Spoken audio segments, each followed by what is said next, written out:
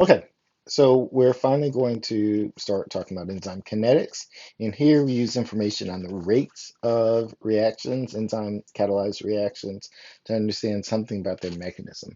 There's a lot of power in this technique in that we don't need to know the structure to get good, solid information. So um, if you talk to Dr. Young, he is a structural biologist by training. He calls himself a chemist, uh, but um, he spent years getting the structure of his protein. I think it's like glucokinase or something like that. He spent years getting that structure so that he could understand the mechanism.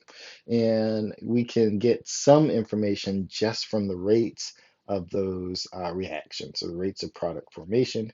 And so that's what we're going to look at now. I like it because we get some good quantitation in here, and we can do some problems. So the kinetics is studying the rate of the reaction of enzyme catalyzed reactions in order to get this information out. And we call the reaction rate V for the velocity, and usually that's in moles per second. I did a little bit of this quantitation a couple of lectures ago. And as I said a couple of lectures ago, the velocity is in a first order reaction of um, S goes to P.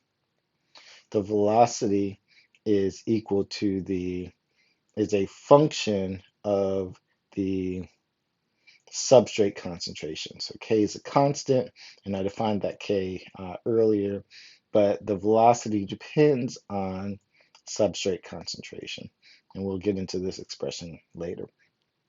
And so if we look at how this looks in practice, um, we'll get a chart that looks something like this. Here is product formation. So this is still the reaction of S goes to P. This is product formation as a function of time.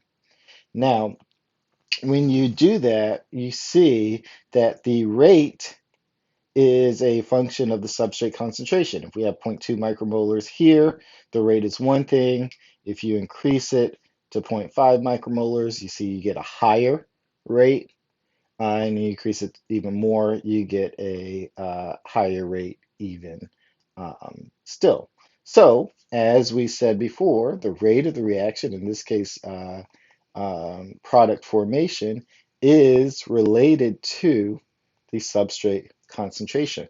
But you see there's something strange that's going on in this slide, right?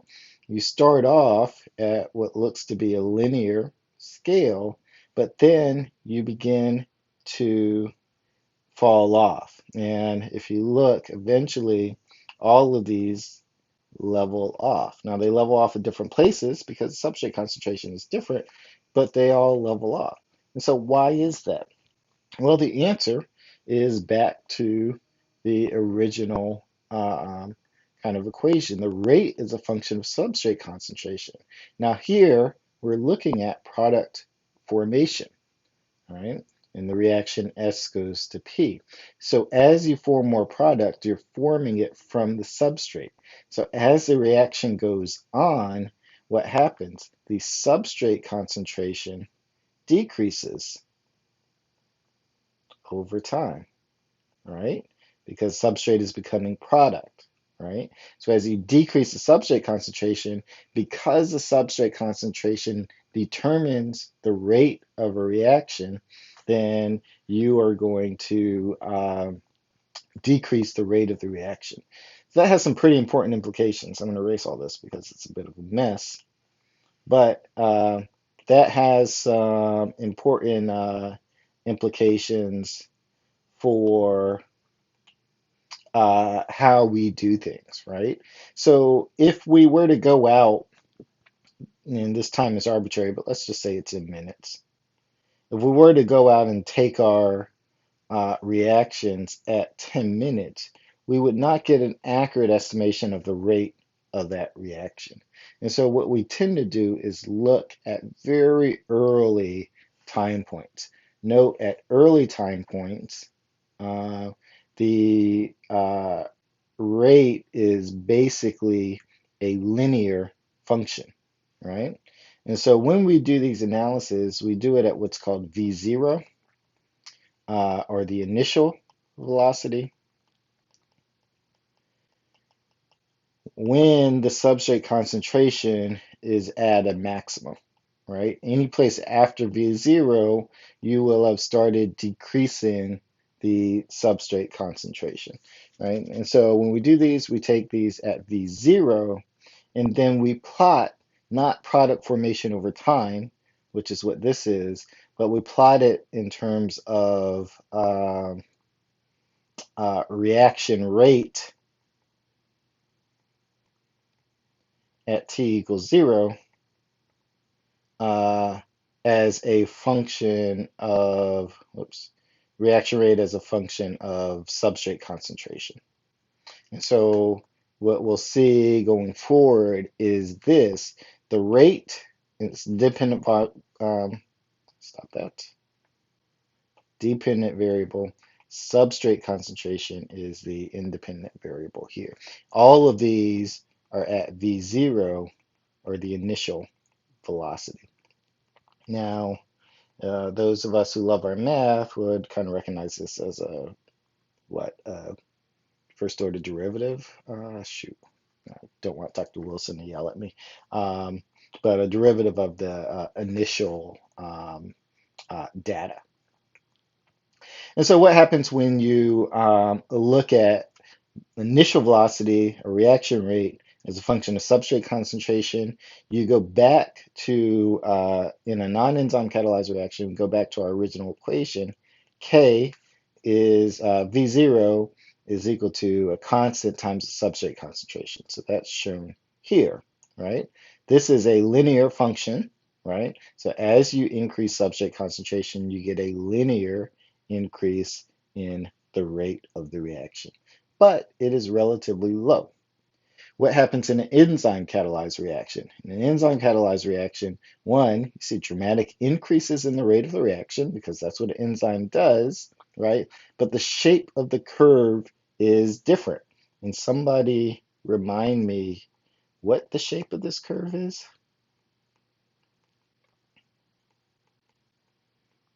I'll probably put this in the quiz to see who's actually watching the lectures. Um, right?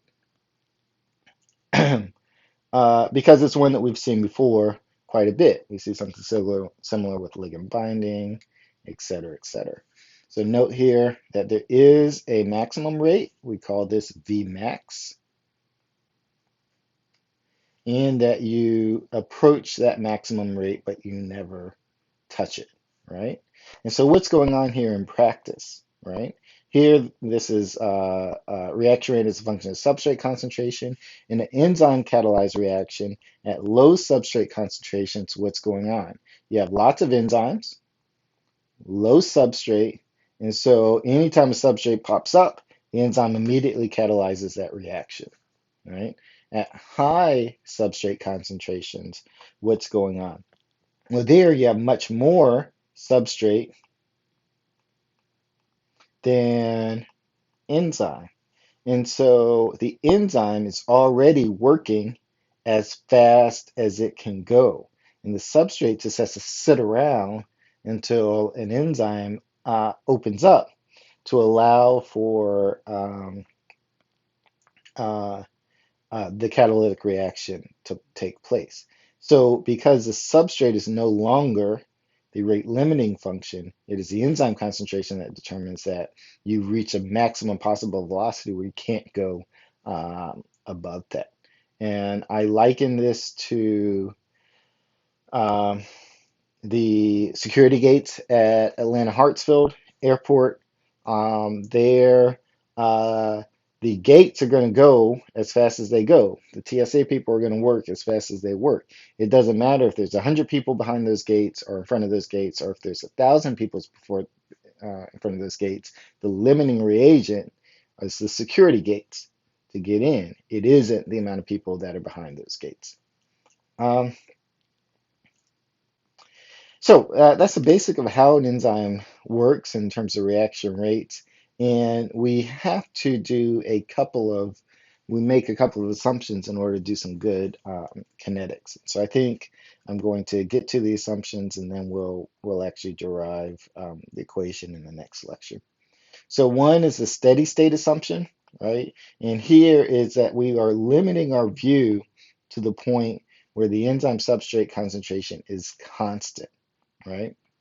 And so that's shown here.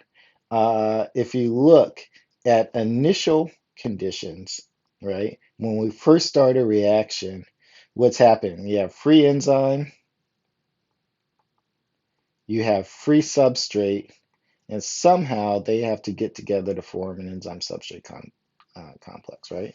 So this is the reaction E plus S goes to ES, which goes to E plus P.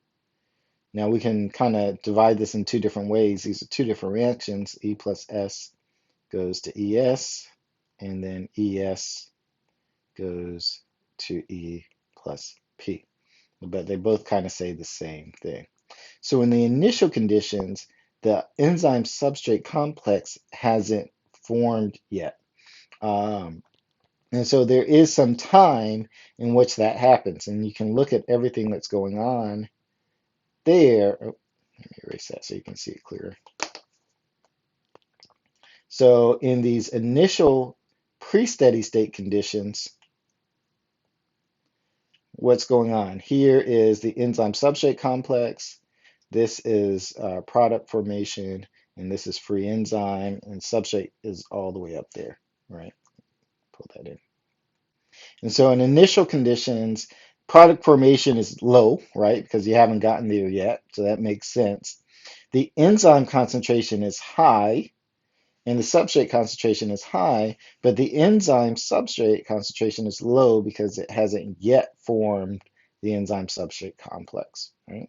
So here, as you go further, you see that the rate of enzyme formation of enzyme substrate, I'm sorry, the concentration of the enzyme substrate complex is consistent, right? It is at steady state, which means that the breakdown of the enzyme substrate complex and the creation of that complex um, are consistent. So here we call this pre-steady state kinetics. There's actually a lot of good science that happens at this level. You need some sophisticated machinery in order to kind of examine it, but there's good stuff that happens there. We would examine pre-steady state kinetics in an advanced biochemistry course.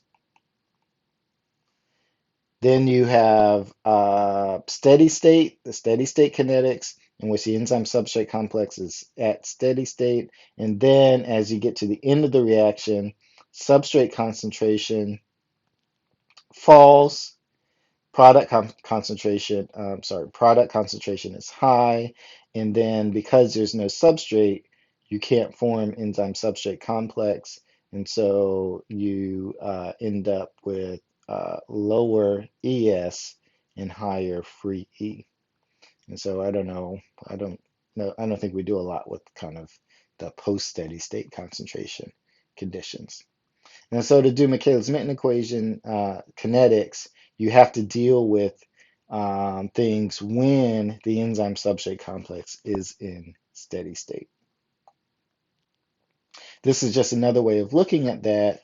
Here is kind of the raw data. So this is product formation as a function of time. And if you were to plot this out, you'd have a set amount of time in which there's no product because that's the pre-steady state kinetics.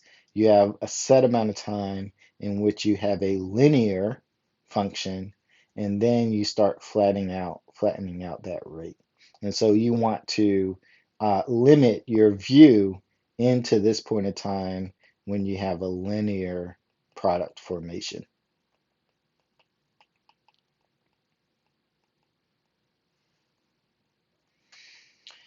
Um, okay, so and this is why we use V0. And then I've already talked about Vmax. So I think we have kind of set up everything that we need to derive the Michaelis-Menten equation. I'm probably going to flip to the whiteboard and actually do that derivation in the next lecture. All right, see you soon. Deuces.